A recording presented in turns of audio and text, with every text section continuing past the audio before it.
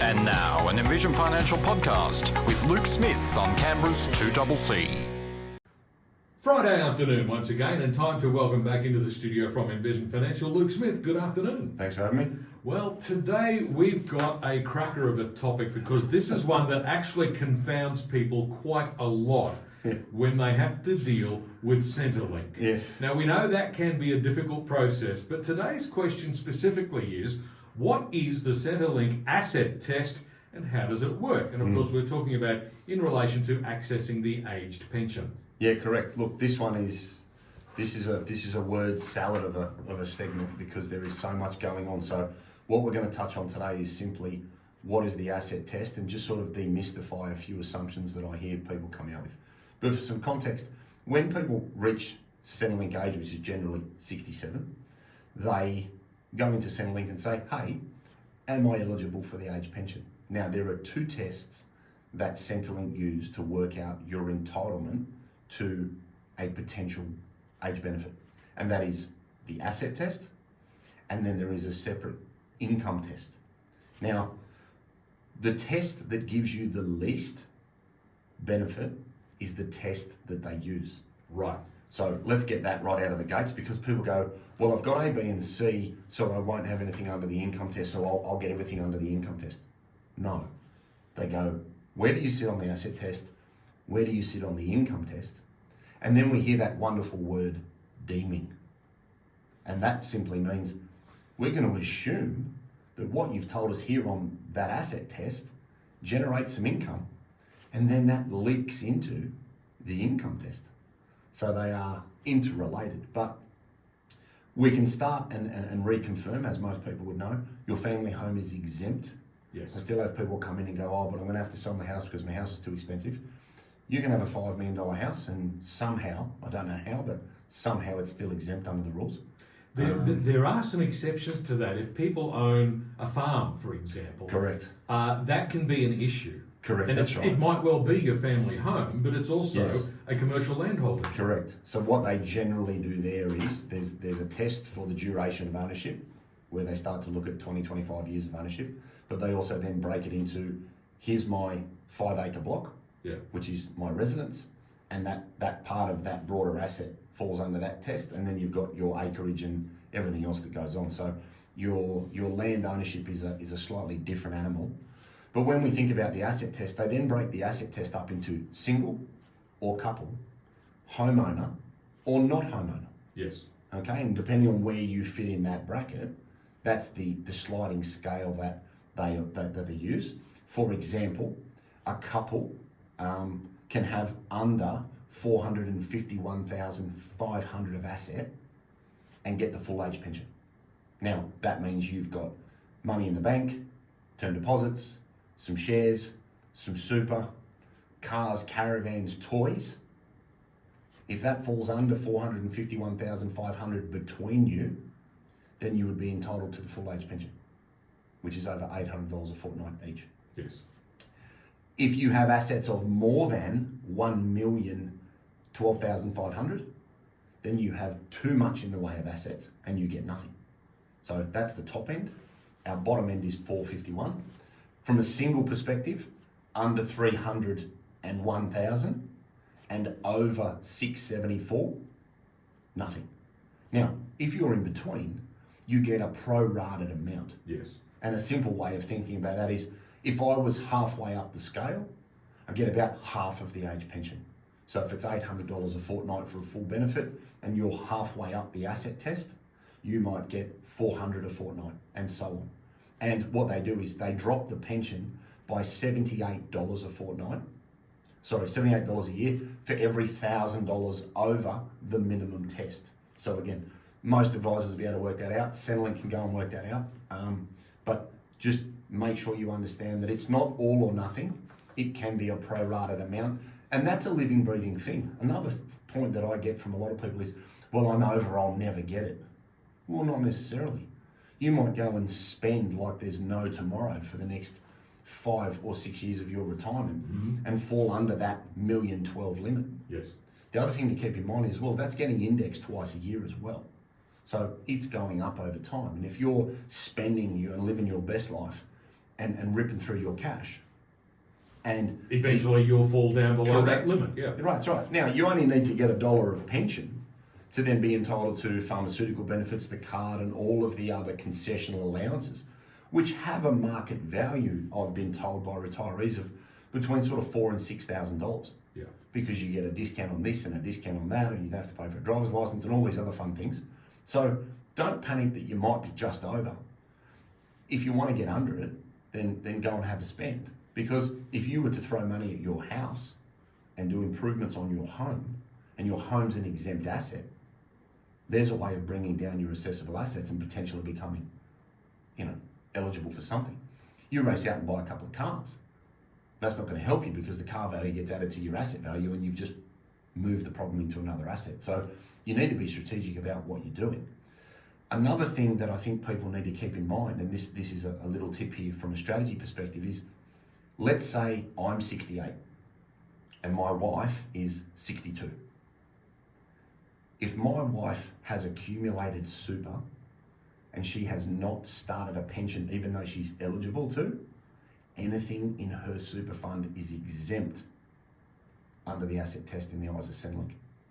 And you go, well, why does that matter? If we're working with $1 million limit and I've got 500,000 in my super and my wife has super of her own and she starts a pension, as soon as you start a pension, her super counts because we looked at as a couple.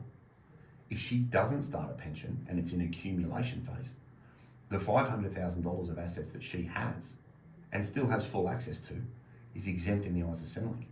So if you had one spouse that had a huge super balance and they were the older spouse, I'd be looking to try and use a recontribution strategy to bring down your balance. Put it into your wife's name or your husband's name, depending on which side the money's sitting on, and then stop a pension because now the assets are exempt. So again, don't think that everything's on the table. You need to be strategic about what you're going to do. Yeah. And for those that go, oh, just give all my money to my kids. No, this isn't their first rodeo. Okay, they know the game.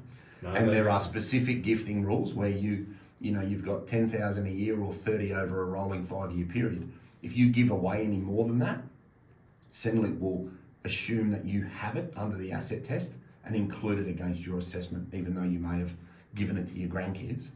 You can't just give it away, and that assessment lasts for a 5-year period. Yeah, that's an interesting one, isn't it? Because at the moment, after we've seen house prices going absolutely nuts for the last few years, we're now seeing more and more older people, parents who are perhaps approaching a retirement age or even in retirement age, providing financial assistance to their offspring to buy a house. And often it's a lot more than $30,000. Exactly. And again, there's nothing against doing that, and that's totally cool. But you always need to remember, what are the implications of me doing it, one? And two, what's the lens that would apply if I do receive the age pension? And a big misconception I find is, I'll just give it to the kids. Well, you can, sure. But Centrelink will still say you have that 200,000 or 300,000 under the asset test, which will limit your ability to get the pension for a period of 5 years. Another big one where people get caught out is you might have a massive house and the kids have moved out and you and your partner are rattling around in the house and you go, well, downsize. Our house is exempt. Yep, sure is. But you sell your $3 million place in Deakin and you go and buy a $2 million place somewhere else. All of a sudden now we have $1 million of assessable assets. Yes. And we might have been getting full age pension in a $3 million house. Now we've got $1 million. And as I just said, $1,012,000 is the max limit. There goes your age pension. Yes. So you need to, whilst the downsizing legislation was created to free up capital in your home that doesn't generate an income, the downside of it is that it could blow up your Centrelink entitlements. And if you have significant medical expenses, that pharmaceutical card could be worth thousands and thousands of dollars to you. So again, you need to be strategic around, well, how far do I downsize? And what will be left over and what are the implications? Because if you can fund yourself with the money that you get from the sale, that's great. But what else are you losing by no longer fitting the criteria for the age pension? So keep that one in mind as well. Okay, I guess somebody has to ask the question though, Luke, if you've got more than $1 million in assets, do you really need a government pension? Well, that's I guess everybody's individual view of what you're entitled to is yours. For me, I think, look, if you've amassed that level of asset, then no, I think, you know, it's there for people that haven't been fortunate enough through a range of circumstances to amass anything over that threshold. And it's there as a protection mechanism for the community, which has its place and I think is great. But there also, I have people come in and I have that comment, well, I've paid my taxes, I deserve it. Well, do you? That really depends. And again, come back to what we said before. You might be eligible for it now. You might lose it by downsizing. You might also then spend a lot of that money on lifestyle and not transfer it into other assets and then become eligible again. So it's not a one-time gig. I find a lot of people go, oh, I can't get it. I'll never get it. Well, no. You just can't get it now. So we need to remember that any asset that you have gets deemed, and I mentioned that earlier in the show. Deeming is simply the assumption of earnings on the assets that you have. So if you had 500,000 in super, there are deeming rates for a couple. You've got 0.25 on the first block of money, and then they deem anything over the first threshold of 100,200 at 2.25%. So that is just the assumed earnings. Now, if you're clever enough to earn more than that, great. They don't penalise you for that. But as I said earlier, that deemed income then leaks over into the income test, which we'll address in another show. So they are interrelated, but they also then turn around and say, well, if you've got $1 million house, what's the rent that's coming off it? Because we'll include that because that's physical income. If you're working part-time, they'll include that in the income test. So it's important to understand that it's not one or the other, as I said earlier, it's a combination of the two because they are interrelated in how they come up with their numbers. So the family home is exempt, Yep. but any other asset counts towards your asset test. Now, here's a curly question for you. If you're living in your family home, but you're helping to make ends meet by renting out a room to somebody who's a housemate, all of a sudden part of your house becomes a rental property, or do you just not tell anybody? Well, look, that's an ethical conundrum that you need to be able to sleep with. Strictest letter of the law, yes, you should be disclosing that, and that should be included as rental income, and that would then fall under the income test. Right. And there would probably be an apportionment of the market value of the house that they would then apply under the asset test. I'll be getting some specific advice about that because it is a curly one. Another good example of that is, well, I've got this investment property, but I'm not renting it because I just let my kids live there for free. Yep. Okay, well, that's now falling as an asset. Even though you don't generate income, they will still treat that as an asset under the asset test. So whatever you think you can be sneaky with, there's a very good chance somebody's already driven down that road. Yes. You know, it might be your first rodeo, but it's not theirs. So again, be very clear and concise around how you report. And the other thing is, they will ask regularly for an update of assets. Be timely with that information because they can be punishingly difficult to deal with because you generally update your assets. They ask twice a year and you update the value of super funds and other things. If you don't give it to them in a timely manner, they will turn your age pension off and then they will make you reapply like you've never had it, even though you've been updating them with your asset position every 6 months for the last 15 years. That information seems to just float off into the clouds and they can never find that. So be diligent with your paperwork to avoid any additional frustration because the process of applying for it, I think it's designed to see if it will break you. And if it doesn't break you, then they'll give you something because it is an onerous process and you need to understand that it's a marathon, not a sprint. Luke Smith from Envision Financial is with me in the studio this afternoon. Today we're talking about what is the Centrelink Asset Test and how does it work. Back with more in just a moment.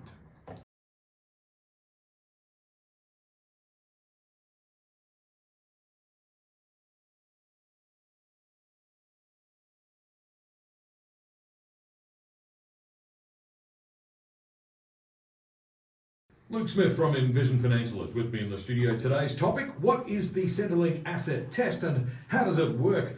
So we've gone through this in quite a bit of detail so far. Luke, what are the key points for people to remember? Yeah, so first thing out of the gates, as I mentioned before the ad break, it's a marathon, not a sprint. The paperwork is onerous, it's tedious, it's punishing, and I think it's a test just to see your mental stamina to see if you can get it. And I say that tongue in cheek, but it's actually true. Consider where your assets are held. You know, as I mentioned, if you are part of a couple and one of you is underage pension age and you have a lot of superannuation that is not in pension phase, that is exempt under the asset test. So that could be a great strategy to maximise the entitlements of the older person for the time that it takes for the younger spouse to reach age 67. So think about where you're holding your assets. Think about the income that it generates, because they will deem financial assets and assume that they earn some money, and the deeming rates are very generous. And there's a sliding scale on the first block up to about 100,000, and then they deem it at 2.25% over. So if you can earn 4 or 5% of distributable income from your superannuation fund, great, all the power to you, because a lesser amount is being included in the income test. Keep in mind that it is asset test and income test. The test that gives you the least is the test that they use. And I see often defined benefit members come in and say, well, I've got an exempt house and no other assets, so I'm great under the assets test, but I've got $100,000 of defined benefit pension. Is that a problem? And we'll touch on the income test in a coming show, but if you earn more than about $96,000 as a couple, it cuts out on that side. So whilst you might be good on one, you're not on the other.